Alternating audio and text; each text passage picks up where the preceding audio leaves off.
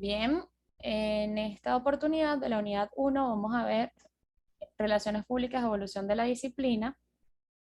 Tenemos entonces, dentro de la temática de la unidad uno, el contenido completo.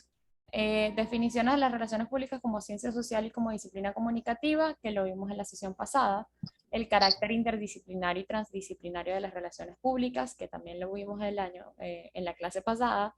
Historia y evolución de las relaciones públicas y sus creadores, un poco de lo que vamos a ver el día de hoy y lo que pudieron ver en el video de YouTube. Las relaciones públicas en Venezuela es lo que vamos a dejar para la asignación. Y bueno, la profesión de relacionista público la pudimos ver un poco en el ejemplo de la película y lo hemos podido ver en tanto en la sesión pasada con algunos ejemplos de cuáles son las características que tiene que tener, cuáles son las competencias y este tipo de factores. Y tendencia de las relaciones públicas y retos y desafíos de la disciplina y la profesión tiene mucho que ver con un poco estos retos que surgen de manera espontánea, de manera inmediata y que no estamos usualmente a la espera, pero que tenemos que tener la capacidad de resolverlas.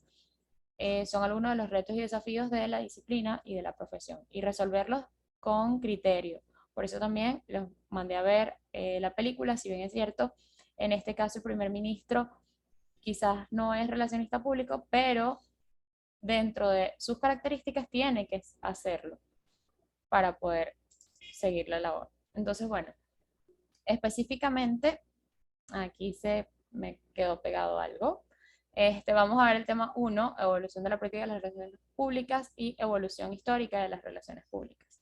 Estos temas que vamos a tocar, historia y evolución de las relaciones públicas y sus creadores, relaciones públicas en Venezuela, la profesión de relacionista público y retos y desafíos de la disciplina y la profesión. Entonces, comenzando un poco con lo que es la evolución de la práctica de las relaciones públicas, tenemos que tomar en cuenta, uno, el crecimiento de las instituciones, organizaciones y su conciencia de ser responsables ante el público. Es importante que mientras más grande sea una institución, más responsabilidad tiene con su público.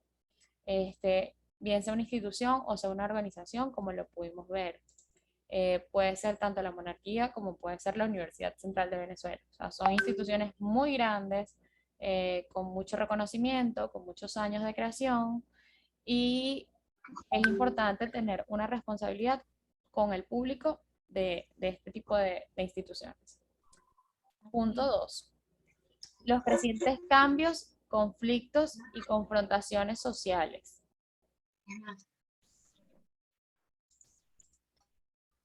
Ajá. Crecientes cambios, conflictos y confrontaciones sociales. Las instituciones no son estáticas, las dinámicas tampoco pueden ser estáticas, siempre tienen que estar pendientes del entorno, de cambios que se puedan generar, conflictos y confrontaciones sociales, porque no necesariamente, como la institución está bien, el entorno también tiene que estarlo. Pueden haber puntos de fuga de afuera hacia lo interno y de lo interno a lo externo. Punto 3. Mayor conciencia y sofisticación de conocimientos y acceso a la información. Es importante que las organizaciones también puedan ser transparentes, que el hecho de conseguir información mutua, tanto del público como externo como interno, no sea tan complicado si es algo que tiene que ver con el público externo. El crecimiento de la importancia de la opinión pública, democracia, ciudadanía, neodemocracias. El tema de la globalización, o sea, los cambios globales, los cambios mundiales que se han realizado en los últimos años con el avance y desarrollo de la sociedad. Entonces, es importante cómo la opinión pública crece ante este tipo de situaciones. Y el crecimiento de las tecnologías de información y comunicación, y les colocaba también el ejemplo de qué hubiese pasado si en 1997 tendríamos las redes sociales que tenemos hoy en el 2021. cómo hubiese sido la respuesta del público ante la situación que se estaba presentando, cómo hubiese sido la dinámica, cómo hubiesen sido los acontecimientos. El crecimiento de las tecnologías de información y comunicación han generado cambios en distintos entornos, tanto medios de comunicación tradicionales, como en las organizaciones, como en la vida y desarrollo de las personas. Ya básicamente nadie tiene su vida privada, todo es público y son cambios que se han generado indiferentemente de si tú eres una persona eh, reconocida públicamente o simplemente eres reconocida públicamente entre tu entorno. Son cosas que pueden pasar. Ajá. Entonces ahora vamos a hacer un pequeño desglose de lo que fueron la evolución histórica de las relaciones públicas entre 1914 y 1945, comenzando por el periodo de 1914 a 1918 en el entorno político. Convencer para ir a la guerra. ¿Les suena al menos el contexto de qué país podría ser esto? Bueno, está en la lámina. Pero es un poco para que puedan interactuar. ¿Han oído hablar de este caso? Bueno, entre abril de 1917 y agosto de 1919, el presidente Winston Churchill pidió utilizar cada medio disponible para crear entusiasmo sobre la guerra y obtener apoyo popular contra los esfuerzos extranjeros para socavar los objetivos de la guerra de Estados Unidos. Entonces, ¿cómo utilizas las relaciones públicas para convencer a las personas de ir a la guerra? Una de las primeras prácticas que se realizó a nivel mundial. Entonces, George Creel, amigo de Wilson, impulsó la creación del Comité de Información Pública. Se canalizaron los esfuerzos de sociólogos, psicólogos, publicistas y periodistas para influir en la opinión pública norteamericana. Aquí vemos un poco el enfoque de interdisciplinar. Tenemos que el primer equipo multidisciplinario en torno a una campaña de relaciones públicas. La primera agencia compleja tuvo cambios con amplio presupuesto y despliegue tecnológico para establecer y llevar en marcha esta campaña de relaciones públicas. Se estima que para el final de la guerra ya se habían realizado más de 7.500 millones de discursos a 314 millones de personas. Imagínense la magnitud de esta campaña. Y bueno, demostraron poder, no solamente defender una causa, sino atacar y pasar la ofensiva. O sea, se generó el logro de esta campaña. Convencieron a la gente para ir a la guerra. En 1918-1920, en torno a la academia, Edward Bernays entiende el papel creciente de estas nuevas tecnologías de entornos a los medios de comunicación, investiga acerca de cómo influir en la opinión pública y la utilización de estudios científicos psicológicos para ello. Bernays escribió el primer libro sobre relaciones públicas, introduce el concepto de viabilidad dentro de las organizaciones. Para tener éxito depende del respaldo del público. Consigue que la Escuela de Sociología de la Universidad de New York incluya las relaciones públicas como una materia y se comienzan a estudiar las relaciones públicas con sentido más científico y menos intuitivo. Se empieza a investigar, se empieza a indagar, se empieza a ver el público, se empieza a ver la influencia del público con las organizaciones, tanto público interno como público externo. En Estados Unidos, para el año 1920, durante el mandato de Franklin Roosevelt, que fue muy sensible a la opinión pública, tanto de los medios de comunicación como de los ciudadanos, se vale de la prensa para alcanzar sus fines, defendiéndose a sí mismo como una fuente informativa ante la demanda de información por parte de los periodistas. Se pone en marcha la revista interna de la Casa Blanca y establece canales de comunicación interpersonales, incorpora la posibilidad de que los ciudadanos puedan enviarle cartas directamente al presidente de Estados Unidos. Comienza la difusión de charlas junto a Fuego por Radio. Se empiezan a utilizar los medios de comunicación para establecer comunicaciones.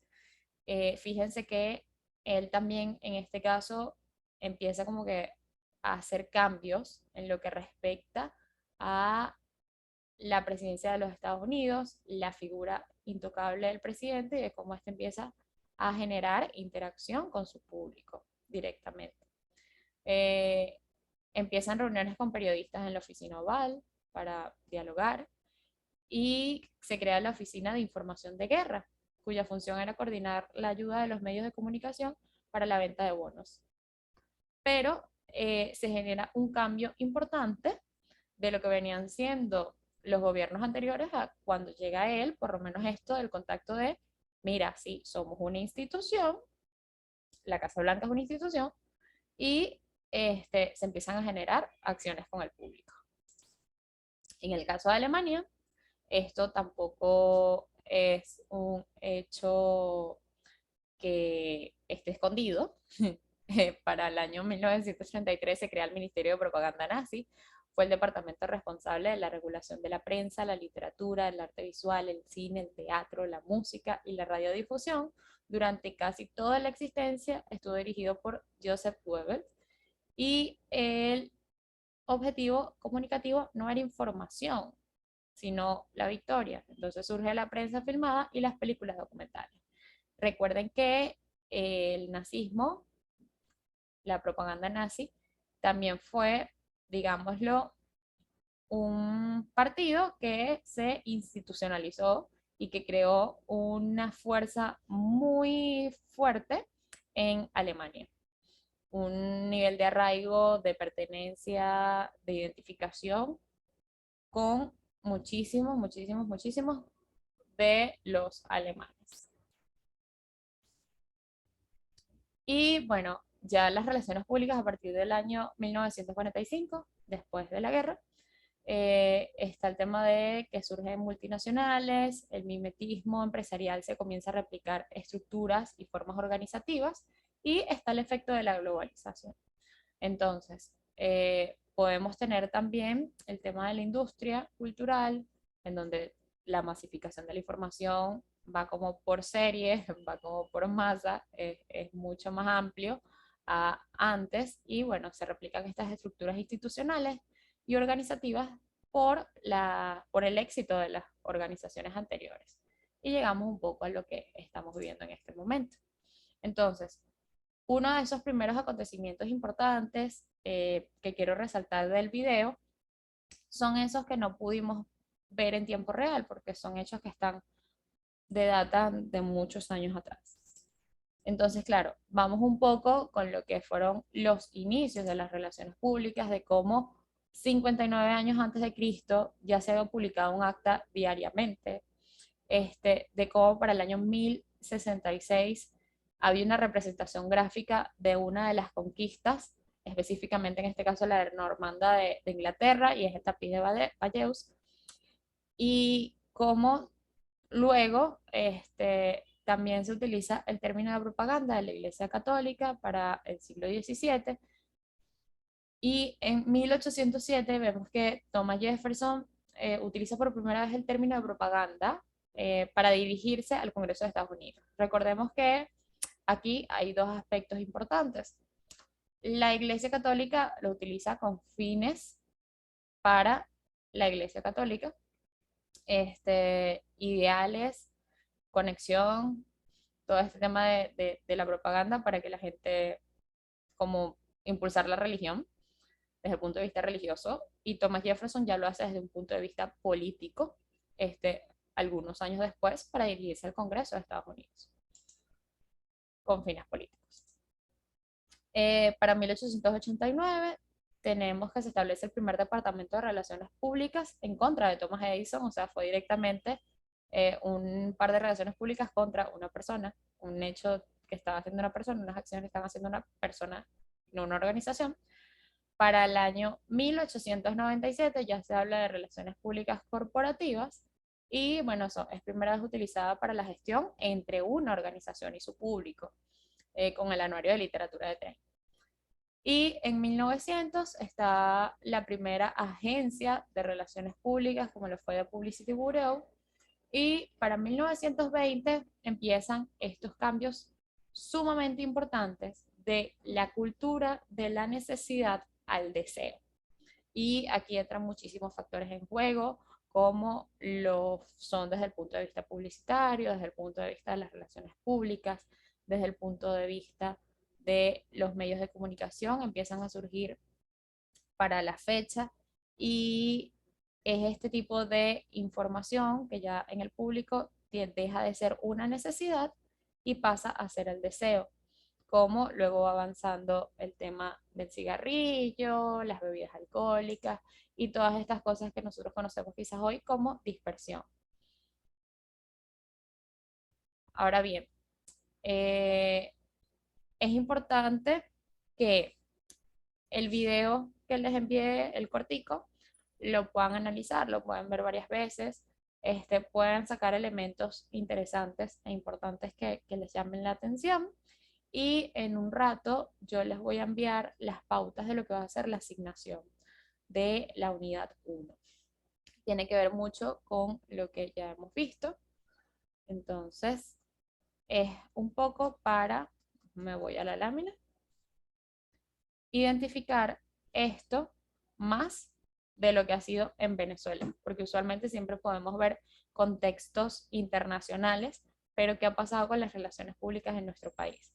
¿Cómo ha sido el desarrollo? ¿Qué podemos identificar? ¿Qué casos se pueden analizar? Y eso es lo que vamos a ver con esta investigación que vamos a realizar en la unidad 1. Entonces, voy a dejar grabada esta clase y luego les mando más información por correo electrónico.